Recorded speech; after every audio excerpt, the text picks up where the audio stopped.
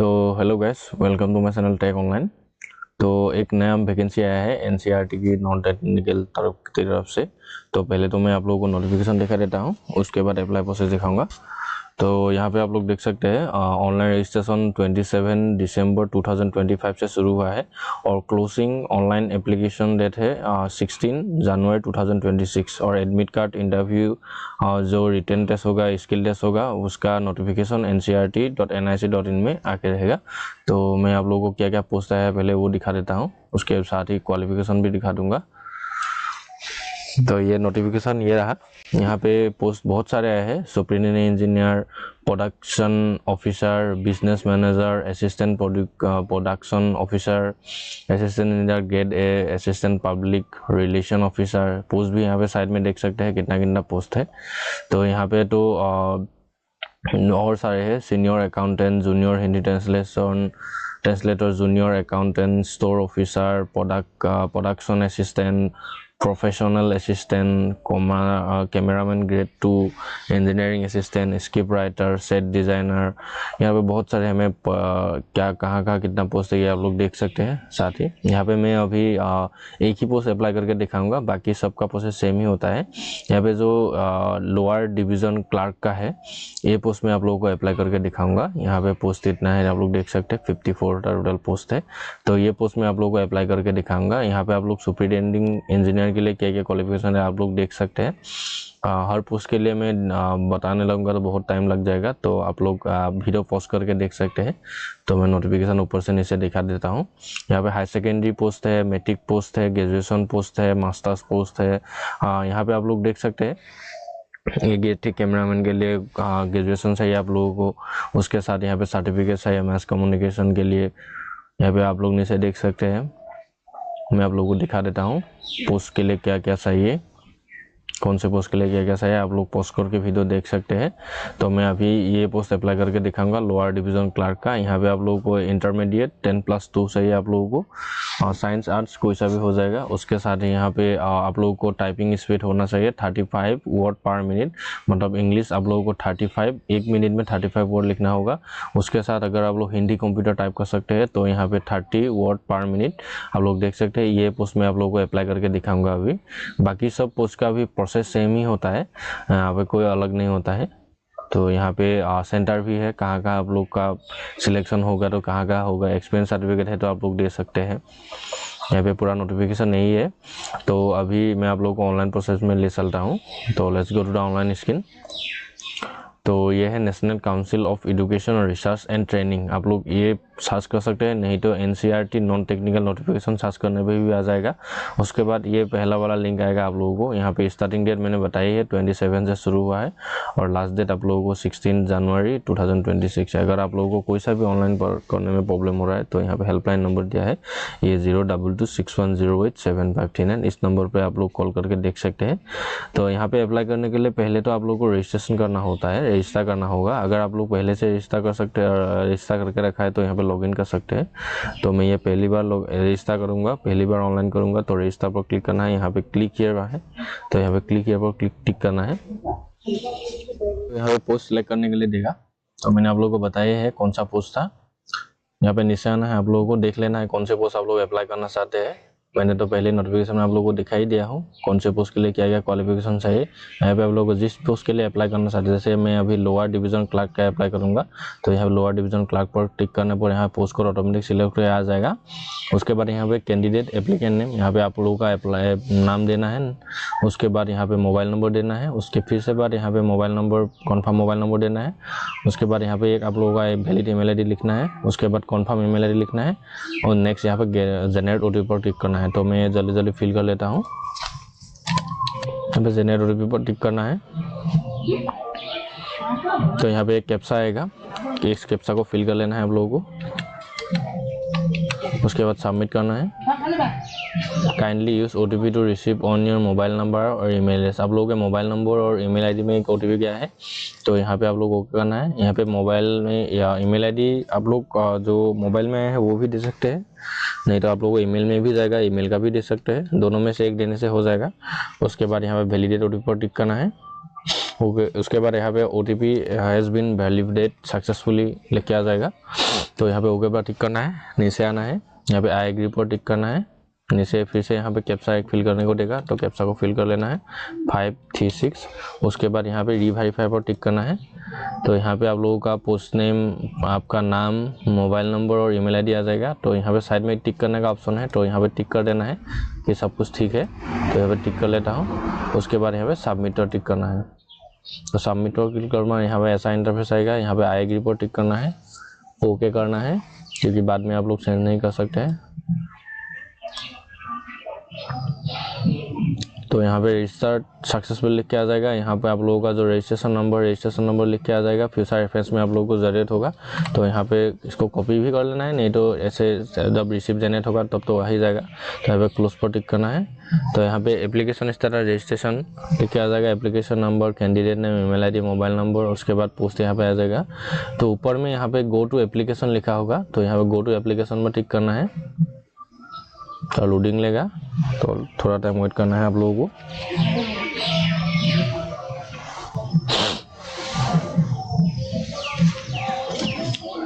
तो यहाँ पे नीचे आना है आप लोगों को। यहाँ पे पहले तो आप लोगों का जेंडर सिलेक्ट करना है, तो जेंडर सिलेक्ट करना है। उसके बाद डेट ऑफ बर्थ आप लोगों को सिलेक्ट करना है, यस इंडिया सिटीजन पर टिक करना है। उसके बाद कैटेगरी आप लोगों का कौन सा है, मैं ST से, तो यहाँ पे ST सिलेक्ट करूँगा। उसके बाद यहाँ पे आप लोगों का नाम, father name, mother name fill करना है। उसके बाद मैरिटल स्टेटस, रिलीजन आप लोगों का सिलेक्ट करना है। उसके बाद प्रेफरेंस टेस्ट सिटी, आप लोगों को कौन से सिटी में एग्ज़ाम देना है वो यहाँ पे सिलेक्ट करने को देगा। तो यहाँ पे आप लोग देख सकते हैं, जैसे बेंगलुरु, चेन्नई, दिल्ली, हैदराबाद, कोलकाता, मुंबई, अहमदाबाद, कोयम्बटूर, जयपुर, कानपुर, लखनऊ, नागपुर, पुणे, रांची, सूरत, यहाँ पे विशाखापट्टनम। तो आप लोग देख सकते हैं आपके पास में जो भी सेंटर है वो आप लोग सिलेक्ट कर सकते हैं टेस्ट सिटी के लिए। तो यहाँ पे मैं मेरे पास में जो है वो सिलेक्ट कर लूँगा। उसके बाद प्रेफरेंस टेस्ट 2 में भी फिर से सिलेक्ट करना है आप लोगों को। उसके बाद प्रेफरेंस टेस्ट सिटी में यहाँ पे फिर से टिक करना है, आप लोगों को सिलेक्ट कर लेना है। नेक्स्ट नीचे आना है, यहाँ पे पूछेगा are you a person minimum 40% disability, तो मैं नहीं हूँ तो नो। आप लोगों का फिजिकल डिसेबल है 40% से आप, तो यहाँ पे येस करना है, नहीं तो नो करना है। नीचे आना है, यहाँ पे आप लोगों को are you an ex serviceman पूछेगा। अगर आप लोग एक्स सर्विसमैन है तो यहाँ पे येस करना है, नहीं तो नो, मैं नहीं हूँ तो नो।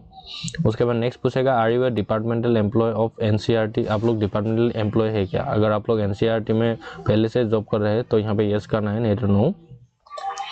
तो यहाँ पे are you currently working in government, central, state, PSU और ऑटोनोमस बॉडी, आप लोग अगर अभी करंटली वर्क कर रहा है, मतलब जॉब कर रहा है गवर्नमेंट, सेंट्रल, स्टेट, PSU या ऑटोनोमस बॉडी के लिए, तो आप लोग येस करना है, नहीं तो नो करना है। तो यहाँ पे नो करके 7 नेक्स्ट करना है, नेक्स्ट करना है। यहाँ पे डाटा सेव सक्सेसफुल लिख के आ जाएगा। उसके बाद यहाँ पे ओके करना है। तो नेक्स्ट यहाँ पे आप लोगों को एड्रेस लाइन लिखना होगा, जो आप लोगों का गांव का नाम या टाउन एरिया है तो गांव का नाम, टाउन एरिया का नाम यहाँ पे लिखना है। एड्रेस लाइन 2 लिख सकते हैं, नहीं तो ये मैंडेटरी नहीं है। यहाँ पे एड्रेस लाइन 2 में आप लोग अपना जो पोस्ट ऑफिस है उसके साथ पिन कोड लिख सकते हैं। नेक्स्ट यहाँ पे आप लोगों को कंट्री सिलेक्ट करना है, जैसे मैं इंडिया तो इंडिया। उसके बाद स्टेट आप लोगों को सिलेक्ट करना है, मैं आसाम से तो यहाँ पे आसाम। उसके बाद यहाँ पे आप लोगों को जो भी डिस्ट्रिक्ट है डिस्ट्रिक्ट को सिलेक्ट करना है। नेक्स्ट यहाँ पे आप लोगों को पिन कोड अपना सिलेक्ट करना है। नेक्स्ट यहाँ पे पूछेगा is permanent address same as correspondent address, अगर आप लोगों का परमानेंट एड्रेस कॉरेस्पॉन्डेंट एड्रेस से सेम है तो यहाँ पे यस करना है आप लोगों को। नहीं तो क्या किसी लोगों का ऐसा होता है कि जो आप लोगों का बर्थ प्लेस होता है वो अलग होता है और अभी जहाँ रहते हैं वो अलग होता है, तो यहाँ पे अलग होगा तो यहाँ पे यस करना है। मेरा सेम ही होगा तो मैं यहाँ पे यस करूँगा। उसके बाद यहाँ पे 7 नेक्स्ट, यहाँ पे डाटा सेव सक्सेसफुल लिख के आ जाएगा, ओके करना है। तो नेक्स्ट यहाँ पे आप लोगों का मेट्रिकुलेशन का जो बोर्ड का नाम लिखना है, तो मेरा बोर्ड का नाम सेवा था तो यहाँ पे मैं सेवा लिख लूँगा। उसके बाद month and year of passing, कौन से ईयर में आप लोगों ने मैट्रिक पास किया था, मतलब SSLC पास किया था वो यहाँ पे लिखना है।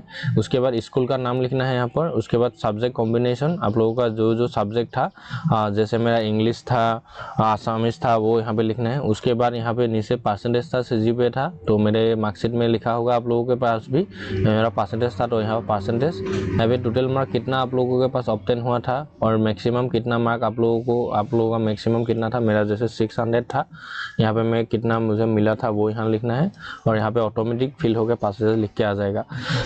नेक्स्ट यहाँ पे आप लोगों का 12 का डिटेल्स भी वैसे ही फिल करना है। यहाँ पे आप लोगों का पहले तो मेरा असम हैज़र सेकेंडरी एजुकेशन काउंसिल था, तो यहाँ पे सिलेक्ट कर रहा हूँ। उसके बाद ईयर ऑफ पासिंग, कौन से ईयर में आप लोगों ने पास किया था, यहाँ पे सिलेक्ट कर लेना है।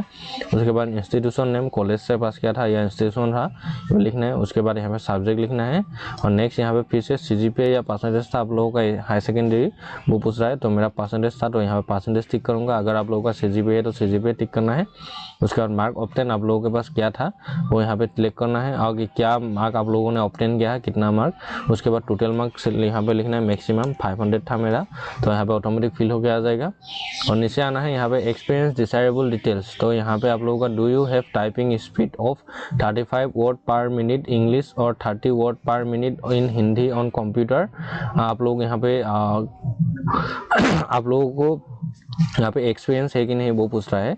तो ये अगर आप लोगों के पास नहीं है तो आप लोग अप्लाई नहीं कर सकते हैं। तो आप लोगों को टाइपिंग स्पीड आप लोगों का आना ही चाहिए 35 वर्ड पर मिनट इंग्लिश, या आप लोग हिंदी अगर आप लोग टाइप कर सकते हैं 30 वर्ड पर मिनट, तो आप लोग यहाँ पे येस करना है। नहीं तो आप लोग को यहाँ पे नो करना है। नो करने पर आप लोग अप्लाई नहीं कर सकते हैं। तो आप लोगों को टाइपिंग स्पीड आप लोगों के पास होना ही चाहिए। तो मैं ये जल्दी जल्दी फिल कर लेता हूँ। तो यहाँ पे 7 नेक्स्ट पर टिक करना है आप लोगों को।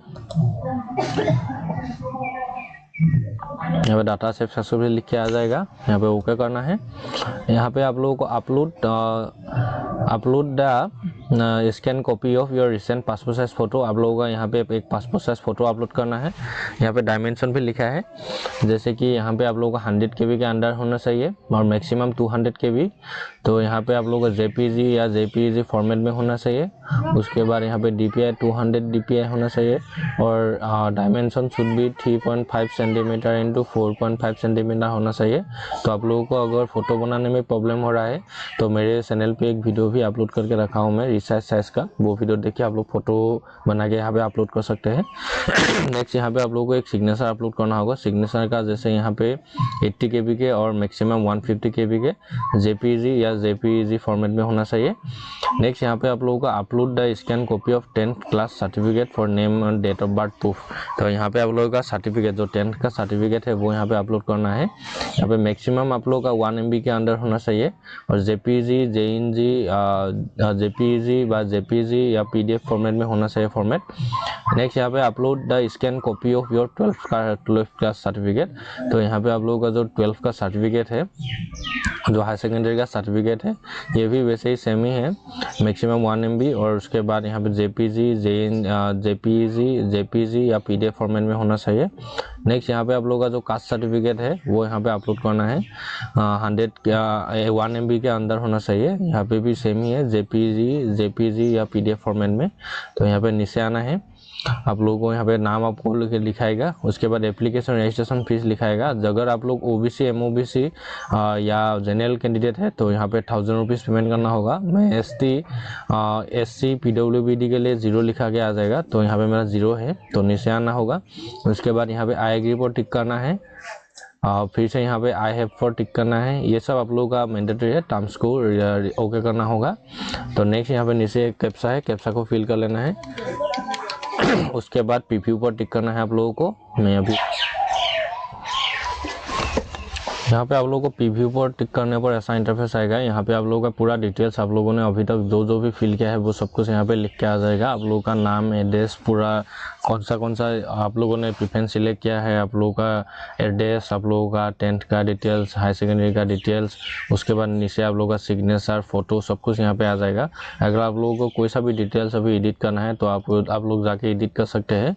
नहीं तो आप लोगों को यहाँ पे सबमिट का बटन दिख रहा होगा, यहाँ पे सबमिट पर टिक करना है। Please view photograph before submit. आप लोगों को यहाँ पे फोटोग्राफ को एक बार देख लेना है, तो मैं फोटोग्राफ देख लेता हूँ एक बार।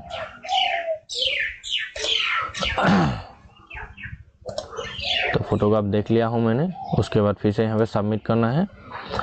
यहाँ पे आप लोगों को पूरा जो भी डिटेल्स था वो फिर से एक बार देख लेना है। तो मैं यहाँ पे देख लेता हूँ सब कुछ ठीक है कि नहीं।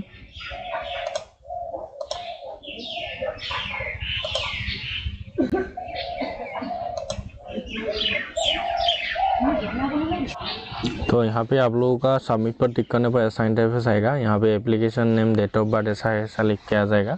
तो यहाँ पे आई एग्री पर टिक करना है। तो please enter the correct text in the image. ये कैप्सा मेरा गलत हो गया, तो कैप्सा को फिल कर लेता हूँ अच्छे से। तो कैप्सा को अच्छे से ठीक से फिल करने के बाद यहाँ पे सबमिट करना है, उसके बाद आई एग्री करना है।